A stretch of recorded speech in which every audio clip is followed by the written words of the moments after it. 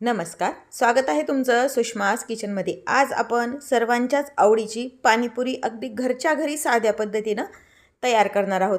यामध्ये मी पाणीपुरीचे दोन्ही तिखट आणि गोड पाणी तसेच त्यासोबत लागणारा रगडा पण तयार केलेला आहे अगदी सोप्या पद्धतीने। त्याकरता रेसिपी शेवटपर्यंत बघा। तसेच तुम्ही जर माझ्या चॅनलवर नवीन असाल तर चॅनलला सबस्क्राइब करा, रेसिपीला लाईक करा आणि रेसिपी शेअर करायला विसरू नका। आता आपण रेसिपीला सुरुवात करूया। पाणीपुरीसाठी लागणारं तिखट पाणी बनवतोय त्यासाठी इथं मी एक वाटीभर साधारण कोथिंबीर टाकून घेतली। त्यापेक्षा अर्धी वाटी पुदिन्याची काही पानं टाकून घेतलेली आहेत। यामध्ये तुमच्या आवश्यकतेनुसार हिरवी मिरची टाकून घ्यायची। मी 2 हिरव्या मिरच्या टाकलेल्या आहेत। अद्रकाचं 1 इंच अद्रक त्याची थोडीशी साल काढून मी तुकडे करून घेतलेले आहेत। 5 ते 7 कढीपत्त्याची पानं, अर्ध्या लिंबाचा रस किंवा मग तुम्ही यामध्ये चिंच पण टाकू शकता। लिंबाचं बी यामधलं काढून घ्यायचंय, नाहीतर कडवटपणा चटणीला येऊ शकतो। थोडंसं पाणी टाकून घ्यायचंय, एक अर्धी वाटी, आणि हे मिक्सरला छान बारीक करून घ्यायचं। हे जे वाटलेलं मिश्रण आहे एका भांड्यामध्ये काढून घ्यायचंय।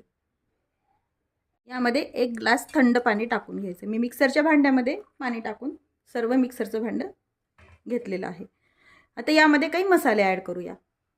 यामध्ये हा चाट मसाला टाकून घ्यायचा आहे। तुम्ही काळं मीठ पण वापरू शकता, मी यामध्ये चाट मसाला वापरते। धना पावडर टाकून घ्यायची 1 चमचा भरून। पाणीपुरी मसाला जो मिळतो मार्केटला तो कोणत्याही ब्रँडचा तुम्ही वापरू शकता, 1 चमचा भरून। थोडंसं आपलं मीठ टाकायचं। चाट मसाल्यामध्ये पण मीठ असतं आणि पाणीपुरी मसाल्यात पण असतं, त्या अंदाजाने तुम्ही यामध्ये मीठ वापरायचं आणि हे सर्व छान मिक्स करून घ्यायचं।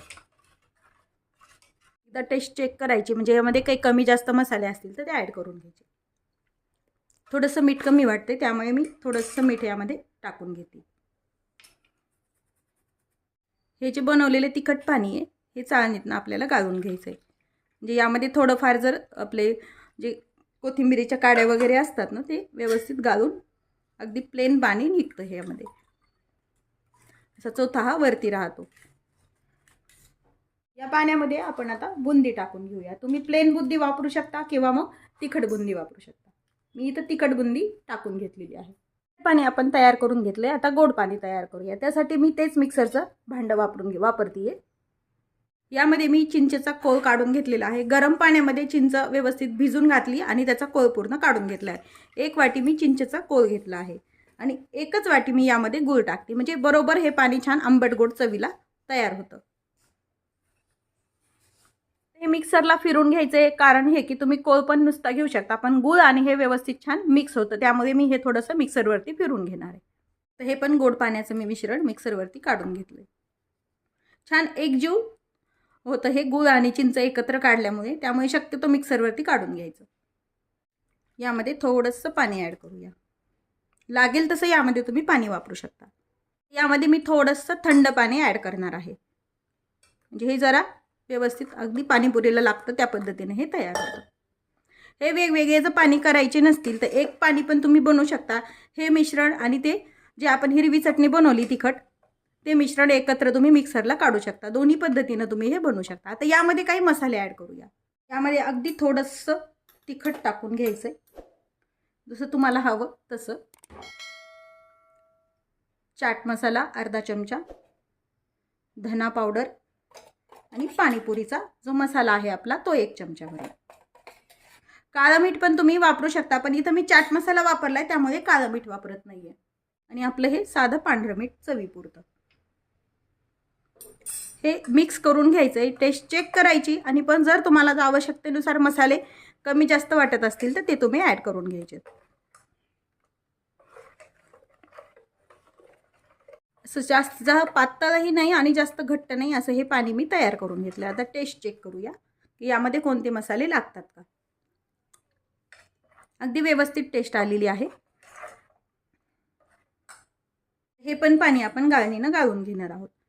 चिंचेचं जे गोड पाणी तयार केलेलं आहे पाणीपुरीसाठी ते पण आपण गाळून घेत आहोत, म्हणजे यातला पूर्ण असा कचरा वगैरे, चिंचेचे काही दोरे वगैरे जे असतील, गुळातले खडे, ते पूर्णपणे निघून जातात।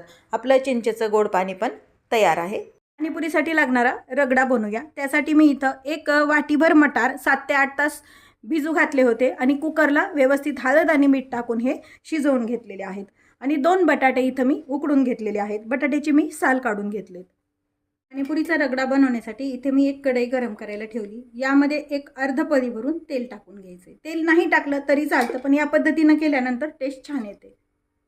तेल थोडं गरम झाले, यामध्ये एक चिमूटभर जिरं टाकून घ्या. जिरं तडतडले, जे आपलं तयार मटारचं मिश्रण आहे हे यामध्ये टाकून घ्यायचं. उकडलेले बटाटे आहेत हे असे रफली क्रश करून यामध्ये टाकून घ्यायचे. आता यामध्ये आपल्याला आवश्यकतेनुसार पाणी वापरायचे. फार घट्ट नाही व फार पातळ नाही असा हा रगडा आपल्याला तयार करून घ्यायचा आहे. थोडंसं पाणी घालून घेऊया. थोडंसं पावभाजी मॅशरनं थोडं मॅश करून घेऊया, म्हणजे छान एकजीव असा हे रगडा तयार होतो. मॅश करून झालं व्यवस्थित. यामध्ये काही मसाले ॲड करूया. अर्धा चमचा हळद टाकून घ्यायची, थोडंसं तिखट, पाणीपुरीचा मसाला. हा जो रगडा बनवतोय तुम्ही हा रगडा पॅटीसला पण वापरू शकता किंवा मग रगडा चाट बनवायला पण वापरू शकता. अर्धा चमचा चाट मसाला, अर्धा चमचा धना पावडर. धने आणि जिरे मी सांगायची विसरले, धने आणि जिरे एकत्र भाजून केलेली ही पावडर आहे. आणि हे व्यवस्थित मिक्स करून घेऊया. मीठ टाकायचे. मटार शिजवताना पण मी मीठ टाकले, त्या आकाराने मीठ टाकले. आणि याला एक छान उकळी येऊ द्यायची. मध्ये आता बारीक चिरलेली कोथिंबीर ॲड करा. हे आपला रगडा तयार आहे. गॅस बंद करूया. पाणीपुरीसाठी लागणारा रगडा पण आपला तयार आहे. आपलं पाणीपुरीला लागणारं सर्व साहित्य तयार आहे. या पद्धतीनं पाणीपुरीचं पाणी आणि रेसिपी नक्की करून पहा. तसेच रेसिपीला लाईक करा, चॅनलला सबस्क्राईब करा, तसेच बेल नोटिफिकेशन पण ऑलवर प्रेस करा, म्हणजे तुम्हाला माझ्या प्रत्येक नवीन रेसिपीचं नोटिफिकेशन सर्वात आधी येईल. अशाच नवीन रेसिपीसोबत पुन्हा भेटूया. तोपर्यंत बाय बाय. व्हिडिओ पाहिल्याबद्दल खूप धन्यवाद.